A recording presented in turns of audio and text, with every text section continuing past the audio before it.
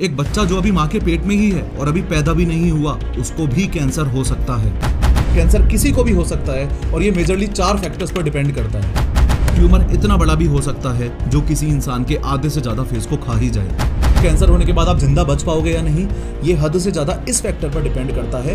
हर साल 70,000 से ज्यादा लोग अपने देश में ब्लड कैंसर से खुद की जान गंवा बैठते हैं।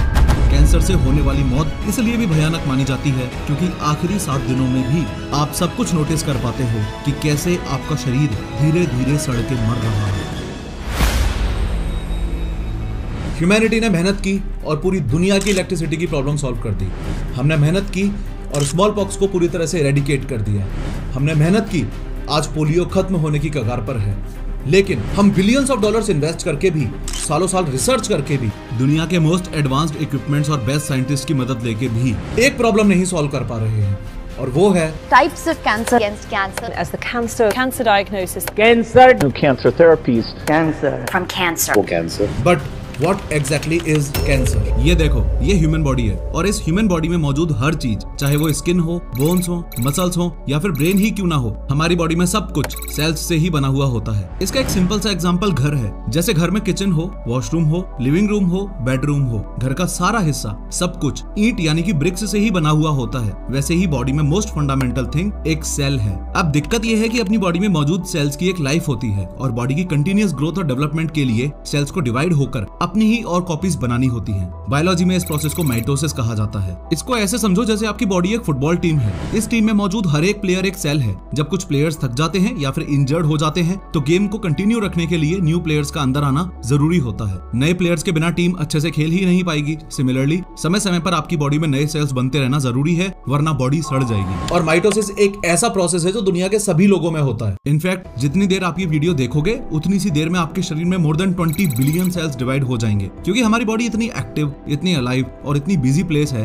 कि हर सेकंड में 2.5 करोड़ सेल्स डिवाइड होते हैं। अब जब हमारी बॉडी में ये सेल्स ग्रोथ होती है तो उसके कुछ नियम होते हैं। नॉर्मल सेल्स के लिए ये रूल्स हैं कि सेल्स ग्रो करेंगे, डिवाइड होकर अपनी कॉपी बनाएंगे और फिर रुक जाएंगे, यानी ग्रो, डिवाइड एंड स्टॉप। लेकिन कुछ फैक्टर्स की वजह से किसी के भी शरीर में ऐसी सिचुएशन आ सकती है जब ये नॉर्मल सेल्स अपने आप को डॉन समझने लगे और इस ग्रो, डिवाइड एंड स्टॉप के रूल को फॉलो करना बंद कर दें। तो एक ऐसी कंडीशन जिसमें सेल्स अनकंट्रोलेबल तरीके से ग्रो करने लग जाएं, उस कंडीशन को ही कैंसर बोला जाता है। नाउ आई एम श्योर कि कभी भी अगर आप न्यूज वगैरह में सुनोगे कि अनफॉर्चुनेटली किसी को कैंसर हो गया है, तो आप ये समझ पाओगे कि बॉडी में बायोलॉजिकल लेवल पर एग्जैक्टली क्या हुआ है। और एक बात और, कैंसर दुनिया में किसी को भी हो सकता है। किसी को भी मतलब किसी को भी। इनफैक्ट एक बच्चा जो अभी माँ के पेट में ही है और अभी पैदा भी नहीं हुआ, उसको भी कैंसर हो सकता है। ये कुछ वो लोग हैं इंडिया में जिनको आप जानते होंगे जिनको कैंसर डायग्नोज हुआ था। राकेश रोशन को थ्रोट कैंसर, संजय दत्त को लंग कैंसर, युवराज सिंह को लंग कैंसर, किरण खेर को मल्टीपल माइलोमा, सोनाली बेंद्रे को मेटास्टेटिक कैंसर, मनीषा कोइराला को ओवेरियन कैंसर,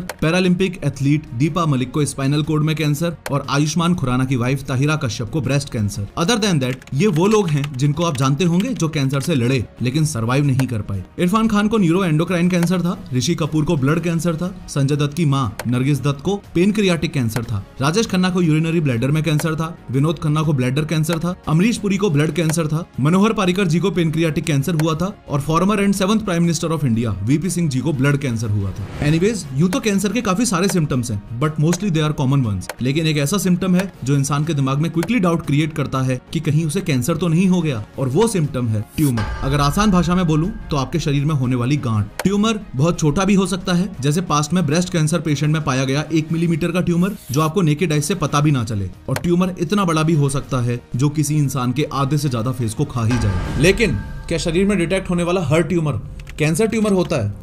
नो। ट्यूमर यानी कि गांठें 2 टाइप्स की होती हैं, benign and malignant. Benign tumours generally harmless होते हैं और शरीर में एक जगह पर ही बने रहते हैं। बिनाइन ट्यूमर्स नॉन कैंसरस होते हैं और शरीर के दूसरे पार्ट में स्प्रेड नहीं होते। बिनाइन ट्यूमर्स सर्जरी से इजीली रिमूव किए जा सकते हैं। On the other hand, malignant tumours cancerous होते हैं और शरीर के लिए काफी हार्मफुल होते हैं। ये तेजी से शरीर के दूसरे ऑर्गन्स में स्प्रेड होकर कैंसर को स्प्रेड कर सकते हैं। मैलिग्नेंट ट्यूमर्स भी सर्जरी से रिमूव किए जा सकते हैं, लेकिन इनकी कुछ कंडीशंस हैं, ध्यान से समझो। सपोज करो ये कोई पर्सन है एक्स। इस पर्सन की बॉडी में थॉरोली सेल्स प्रेजेंट हैं, ये मैंने आपको बता दिया। इसके सेल्स कंटिन्यूअसली डिवाइड और ग्रो भी कर रहे हैं, ये भी मैंने आपको बता दिया। लेकिन अनफॉर्चुनेटली इसके लिवर में एक cell grow, divide and stop के बेसिक नियम को अनसुना करके अनकंट्रोलेबल तरीके से हड़कंप मचाना शुरू कर देता है, तो बोला जाएगा कि इसको लिवर में कैंसर हो गया है। अब ऑब्वियस सी बात है कि खतरनाक स्पीड से कैंसर सेल्स की ग्रोथ एक जगह पर होगी तो लिवर में ट्यूमर फॉर्म होने लगेगा। ध्यान दो कि ये कैंसर अभी लिवर के एक हिस्से में ही है, but with the passage of time ये पूरे ही लिवर में फैल जाएगा। तो लिवर के एक हिस्से से शुरू होकर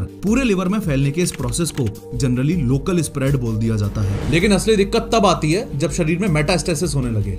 मेटास्टेसिस क्या होता है, ध्यान से समझो। लिवर में फैल गया वो ठीक है, लेकिन लिम्फ नोड्स का यूज करके जब कैंसर एक ऑर्गन से दूसरे ऑर्गन में फैलना शुरू कर देता है, इस प्रोसेस को मेटास्टेसिस बोला जाता है। इसको आप ऐसे समझ सकते हो जैसे ये 5 अलग अलग क्लासरूम्स हैं। ये वाला क्लासरूम लिवर है, ये वाला गॉल ब्लैडर है, ये वाला स्टमक है, ये वाला पेनक्रियास है और ये राइट वाली किडनी है। अब इमेजिन करो इन सभी क्लासरूम्स में 10-10 स्टूडेंट्स बैठे हुए हैं और ये सभी स्टूडेंट्स नॉर्मल स्टूडेंट्स हैं जो स्कूल के रूल्स को फॉलो करते हैं, टाइम पे होमवर्क करते हैं, शैतानी नहीं करते और बेसिकली भसड़ नहीं मचाते। लेकिन ये जो लिवर वाला क्लासरूम है, इसमें 10 में से सिर्फ 3 बच्चे ऐसे हैं जो दिन रात हरामी पने के शौकीन हैं, पूरे स्कूल टाइम में मस्ती करते हैं और नॉर्मल बच्चों को उंगलियां करते रहते हैं। तो कभी ना कभी इस लिवर क्लासरूम के अंदर ही ये तीनों बच्चे इन बचे हुए 7 बच्चों को अपनी तरह बिगाड़ेंगे और एक टाइम ऐसा आएगा जब पूरी क्लास इन्फेक्शियस हो जाएगी। ये तो एग्जाम्पल हुआ लोकल स्प्रेड का। अब ये 10 के 10 निकम्मे स्टूडेंट्स रुकने वाले तो है नहीं, ये अपनी बगल वाली क्लास में सेम हरकत करेंगे। गॉल ब्लैडर क्लासरूम के बच्चों को बिगाड़ेंगे, फिर स्टमक को,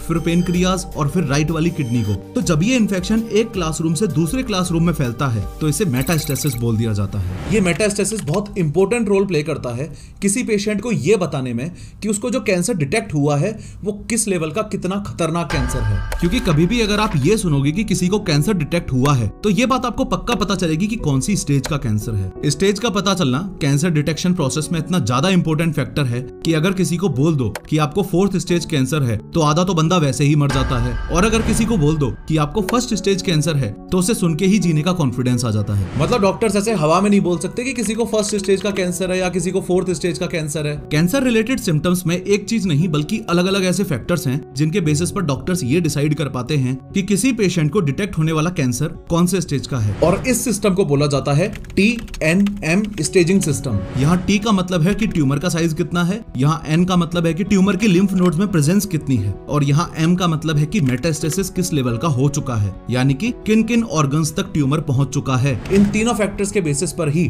डॉक्टर्स प्रिसाइजली डिसाइड कर सकते हैं कि किसी को किस स्टेज का कैंसर है। लेकिन ये बात भी ध्यान रखना कि TNM स्टेजिंग सिस्टम भी अलग अलग ऑर्गन्स के लिए अलग अलग रिजल्ट्स बताता है। फॉर एग्जांपल, एक 5 centimetre wide tumour oral cancers में T3 कैलकुलेट किया जाएगा, लेकिन ब्रेस्ट कैंसर में T2 कैलकुलेट किया जाएगा। मोरोवर पूरी ह्यूमन बॉडी में एक कैंसर टाइप ऐसा है जो शरीर में पाए जाने वाले बाकी सभी कैंसर्स के कंपैरिजन में एकदम अलग है, और जिस कैंसर की मैं बात कर रहा हूँ वो है ब्लड कैंसर। बाकी कैंसर्स की तरह इस ब्लड कैंसर के मोस्ट केसेस में सॉलिड ट्यूमर्स नहीं बनते, बल्कि लिक्विड फॉर्म में ही ये बॉडी के अंदर फैलता जाता है। हमारे खून में जो red blood cells, white blood cells और प्लेटलेट्स मौजूद होते हैं वो हमारी बॉडी को प्रॉपर्ली फंक्शन करने में और अलग अलग प्रकार के इन्फेक्शन से बचाने में हेल्प करते हैं। लेकिन अगर यही ब्लड सेल्स एबनॉर्मली ग्रो करने लग जाएं, पागलों की तरह बिहेव करने लग जाएं, तो अपना काम ढंग से नहीं कर पाएंगे वो अलग, और शरीर में और भी हेल्थ प्रॉब्लम्स जनरेट होंगी वो अलग, and eventually this disease will be called blood cancer. अच्छा इमेजिन करो, आपकी बॉडी एक बड़ी सी सिटी है। इस सिटी में अलग अलग सिस्टम्स हैं जो मिलकर काम करते हैं ताकि सब कुछ स्मूथली चले। तो जो आपकी बॉडी का ब्लड सिस्टम है उसको इस सिटी का ट्रांसपोर्टेशन सिस्टम मानकर चलो, जिसमें कार्स स्ट्रीट्स यानी कि गलियों में ट्रेवल करती हैं ताकि सफाई के रूप में अच्छा माल पहुंचा सकें और कचरा माल उठा के ले जा सकें।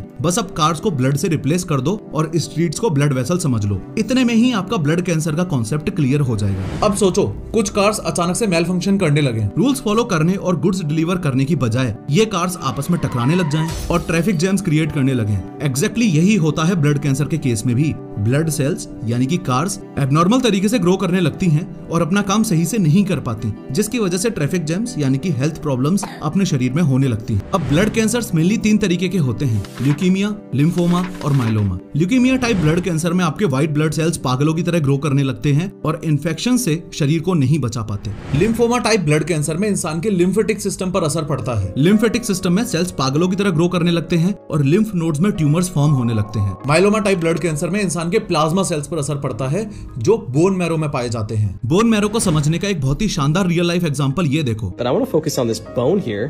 This bone is the humerus. And in the middle of the humerus, you're going to see this soft tissue here. This is called yellow bone marrow. This is an energy storage. You're so good at storing energy that you even do it inside of long bones. Bone marrow में पाए जाने वाले ये plasma cells infection से लड़ने के लिए antibodies produce करते हैं। लेकिन अगर किसी इंसान को माइलोमा टाइप ब्लड कैंसर हो जाए तो प्लाज्मा सेल्स कैंसरस हो जाते हैं और हार्मफुल प्रोटीन्स